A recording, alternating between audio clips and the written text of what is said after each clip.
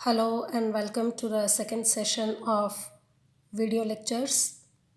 मेरा नाम रश्मीत कौर है और मैं राजीव गांधी शासकीय स्नातकोत्तर महाविद्यालय अंबिकापुर में वाणिज्य संकाय में सहायक प्राध्यापक हूँ। आज हम व्यावसायिक पर्यावरण business environment BCom first year के प्रथम इकाई के दूसरे अध्याय व्यावसायिक पर्यावरण बिजनेस एनवायरनमेंट या व्यावसायिक वातावरण पर चर्चा करेंगे। इसके पिछले सेशन में हम व्यवसाय तथा व्यवसाय के स्वरूप पर चर्चा कर चुके हैं। सर्वप्रथम ये समझना जरूरी है कि व्यावसायिक वातावरण बिजनेस एनवायरनमेंट क्या है। मुख्य रूप से व्यवसाय को प्रभावित करने वाले वे सभी घटक, वे सभी शक्तियाँ जो व्यवसाय के आसपास अवस्थित हों, उन्हीं का योग व्यावसायिक वातावरण है। इसमें आर्थिक, सामाजिक, राजनैतिक, प्राकृतिक संसाधन तथा अनेक वो शक्तियाँ विद्यमान हैं जिसके साथ कोई भी व्यवसाय सामंजस्य स्थापित करता है। सर्वप्रथम ये जानना आवश्यक होगा कि कोई भी व्यावसायिक फर्म दो प्रकार की शक्तियों के साथ कोऑर्डिनेट करता है, इनके साथ तालमेल स्थापित करता है। पहला, जिसे हम कहते हैं आंतरिक वातावरण इंटरनल एनवायरनमेंट, तथा दूसरा जो बाहरी रूप से इस व्यवसाय को प्रभावित करता हो वह बाह्य वातावरण एक्सटर्नल एनवायरनमेंट है। इन दोनों के ही बारे में हम इस सेशन में चर्चा करेंगे, किंतु सर्वप्रथम ये जानना ज़रूरी होगा कि व्यावसायिक पर्यावरण की प्रकृति, इसका नेचर क्या है। व्यावसायिक पर्यावरण किसी भी व्यवसाय को चलाने में अहम भूमिका निभाता है। इसका रोल व्यवसाय को लंबे समय तक आगे ले जाने में है तथा बदलते हुए परिवेश में व्यवसाय को समायोजित करने में यह महत्वपूर्ण भूमिका निभाता है। किसी भी कार्य की प्रकृति, चाहे कार्य क्रय विक्रय का हो ट्रेडिंग या उत्पादन का हो प्रोडक्शन, सभी प्रकार के व्यापारिक कार्यों में इस वातावरण को समझकर कार्य प्रणाली तैयार करना आवश्यक है। यह महत्वपूर्ण है कि व्यावसायिक वातावरण में प्रबंधक की भूमिका महत्वपूर्ण है, क्योंकि वातावरण में होने वाले परिवर्तनों को सर्वप्रथम प्रबंधक द्वारा समझा जाता है तथा आगे आने वाली कार्य प्रणाली में उसे लागू किया जाता है। व्यवसाय की सभी नीतियाँ, सभी बिजनेस पॉलिसीज इसी व्यावसायिक वातावरण में होने वाले परिवर्तन पर केंद्रित हैं।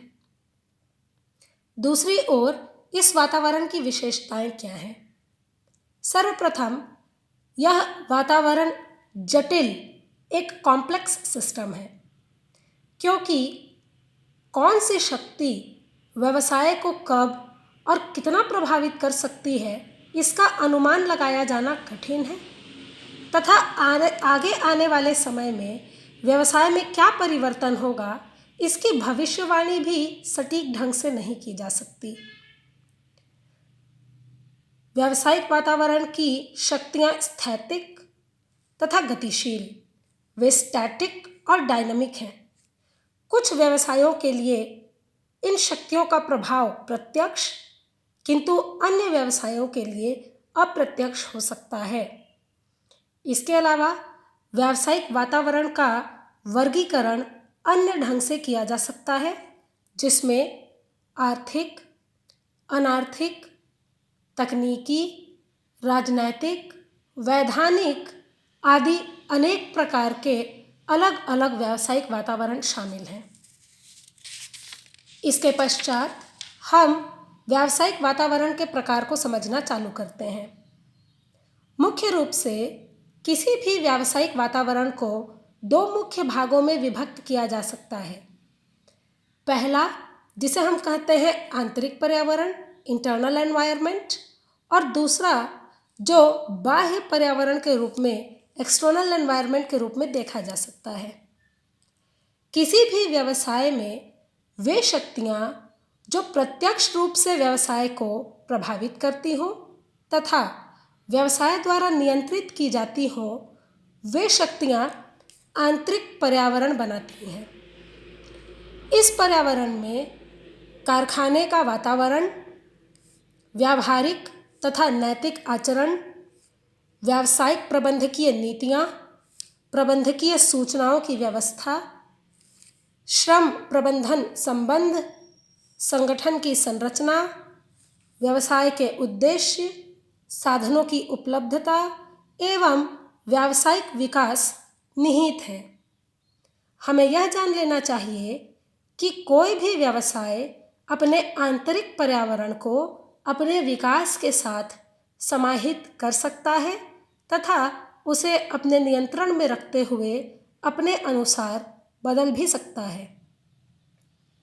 इसके अलावा किसी भी व्यवसाय के बाहर निहित वे सभी शक्तियाँ जो व्यवसाय प्रत्यक्ष रूप से नियंत्रित न कर पाता हो किंतु इनके साथ स्वयं को समायोजित करता हो, वह बाह्य पर्यावरण है।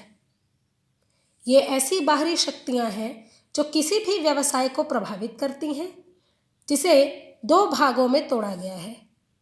पहला, जिसे हम कहते हैं व्यष्टि पर्यावरण, माइक्रो एनवायरनमेंट, और दूसरा जिसे हम कहते हैं समष्टि पर्यावरण, मैक्रो एनवायरनमेंट। इसके संबंध में हम सेशन में आगे चर्चा करेंगे।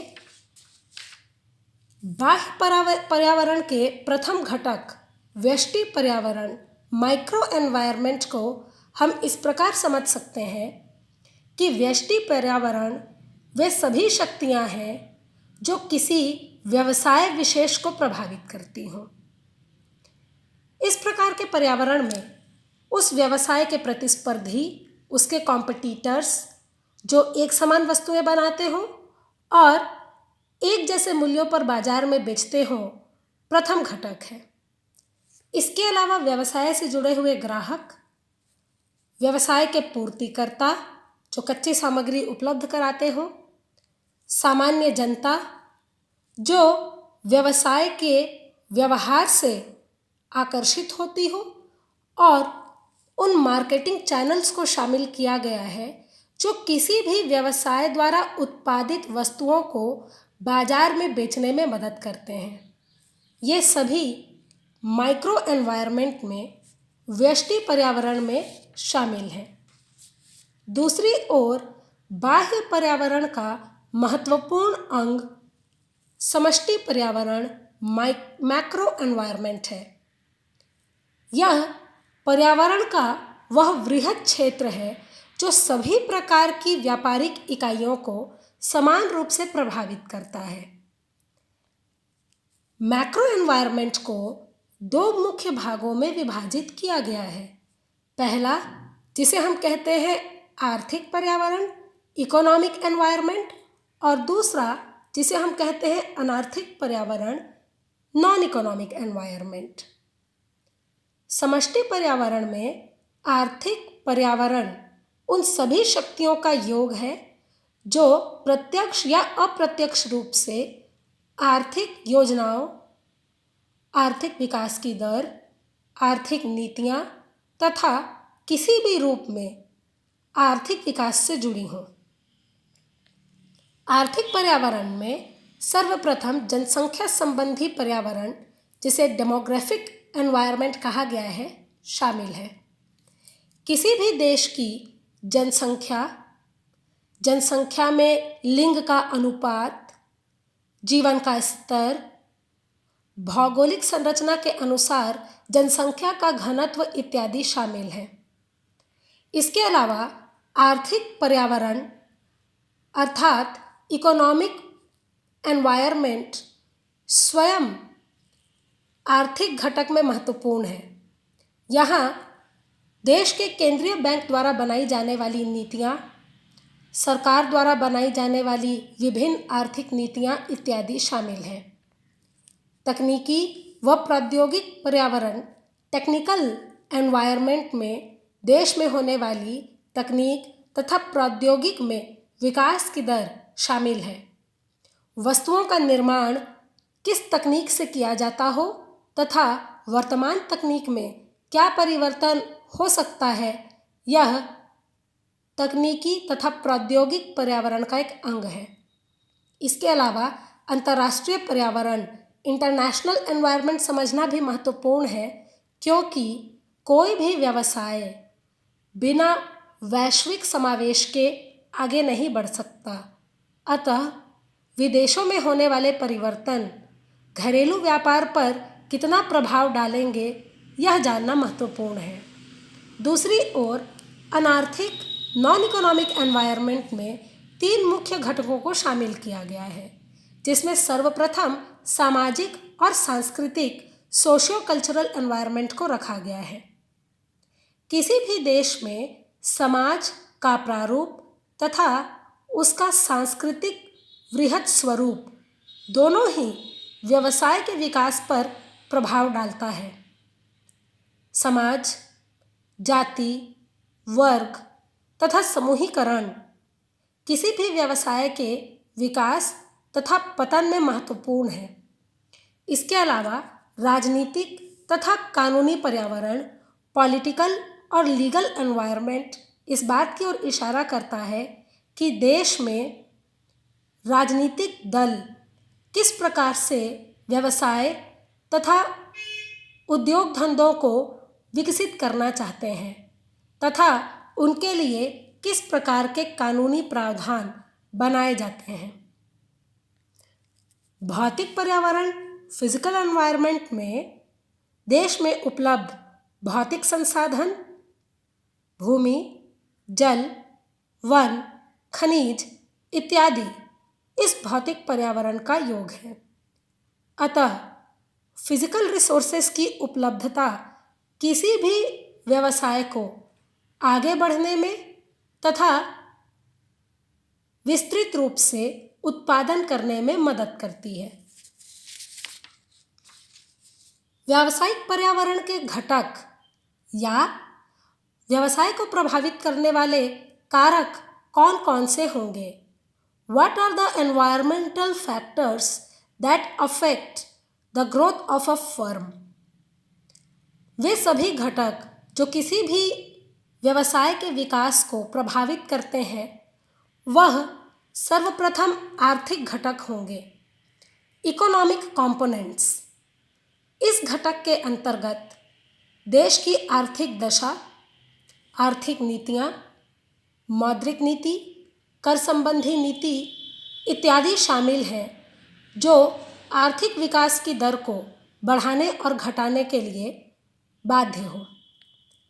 भौगोलिक घटक जियोग्राफिकल कंपोनेंट्स, देश की भौगोलिक संरचना तथा उस भौगोलिक संरचना का व्यवसाय की सेवाओं पर क्या प्रभाव होगा, यह जान लेना महत्वपूर्ण है। सामाजिक व सांस्कृतिक घटक सोशियो कल्चरल कंपोनेंट किसी भी समाज के स्ट्रक्चर, उसकी संरचना को शामिल करते हैं। क्या सामाजिक प्रणाली व्यवसाय के विकास में मदद करती है? क्या हमारा सांस्कृतिक स्वरूप व्यवसाय के साथ जुड़ा हुआ है? यह जान लेना किसी भी व्यवसाय के लिए ज़रूरी होगा। राजनीतिक व प्रशासकीय घटक पॉलिटिकल एंड एडमिनिस्ट्रेटिव कंपोनेंट यह निर्देशित करता है कि हमारा राजनैतिक स्वरूप किस प्रकार के व्यवसायों को प्रोत्साहित करता है। इसके अलावा वैधानिक घटक लीगल कंपोनेंट के अंतर्गत व्यवसायों के लिए बनाया जाने वाला कानूनी ढांचा तथा उसके अंतर्गत बनाए जाने वाली नियमन रूपरेखा शामिल है। विज्ञान और प्रौद्योगिक घटक साइंटिफिक एंड टेक्नोलॉजी में देश में होने वाले वैज्ञानिक स्तर में विकास तथा तकनीकों में निरंतर होने वाली वृद्धि, उनका अपग्रेडेशन शामिल है। इसके अलावा अंतर्राष्ट्रीय परिवेश में होने वाले परिवर्तन किसी भी देश के व्यावसायिक पर्यावरण को प्रभावित करते हैं। आगे हम समझेंगे कि आर्थिक वातावरण क्या है, क्योंकि किसी भी व्यवसाय पर आर्थिक प्रणाली का प्रभाव काफ़ी गहरा है, इसलिए इकोनॉमिक एनवायरनमेंट को समझ लेना बहुत ही महत्वपूर्ण है। किसी भी देश के आर्थिक वातावरण को दो मुख्य खंडों में बांटा गया है। पहला, जिसे हम कहते हैं घरेलू व्यवसाय का आर्थिक वातावरण, डोमेस्टिक इकोनॉमिक एनवायरनमेंट, और दूसरा जिसे हम कहते हैं अंतर्राष्ट्रीय व्यवसाय का आर्थिक वातावरण, economic environment of international business. घरेलू व्यवसायों पर आर्थिक पर्यावरण का गहन प्रभाव है, जिसे हम 4 मुख्य रूपों में विभाजित करते हैं। पहला, देश की आर्थिक प्रणाली, या जिसे हम आर्थिक स्वरूप भी कह सकते हैं। दूसरा, आर्थिक विकास की दर। तीसरा, समष्टि आर्थिक नीति। और चौथा, मुद्रास्फीति की दर। यह जान लेना आवश्यक है कि देश की आर्थिक प्रणाली का स्वरूप, चाहे वह पूंजीवाद हो, चाहे वह समाजवाद हो, या चाहे वह मिश्रित अर्थव्यवस्था ही क्यों ना हो, वह आर्थिक वातावरण को गहन रूप से प्रभावित करती है। आर्थिक विकास की दर इसी आर्थिक प्रणाली पर आधारित है तथा देश में बनाई जाने वाली आर्थिक नीतियाँ किसी भी व्यवसाय की व्यक्तिगत नीतियों को प्रत्यक्ष रूप से प्रभावित करती हैं। मुद्रास्फीति की जो दर है, उसी के अनुसार किसी भी वस्तु अथवा सेवा का मूल्य स्थापित किया जाता है। किसी भी पर्यावरण के विश्लेषण की प्रक्रिया क्या होगी? What is the process of environmental analysis? व्यवसायों के लिए नियोजन से पूर्व यह जान लेना महत्वपूर्ण है कि आगे आने वाले समय में पर्यावरण में किस प्रकार के परिवर्तनों की संभावना है। इसे एनवायरमेंटल स्कैनिंग भी कहा गया है, किंतु यह प्रक्रिया स्वयं परीक्षण या स्कैनिंग से चालू होती है।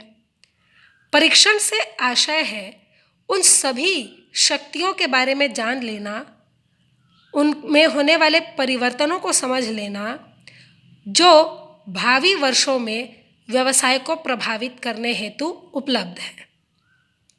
इसके अलावा दूसरे चरण में परीक्षण के पश्चात यह देखना कि शक्तियों में होने वाला परिवर्तन किसी भी व्यवसाय पर क्या प्रभाव डालेगा, इनका प्रभाव सकारात्मक होगा या नकारात्मक होगा।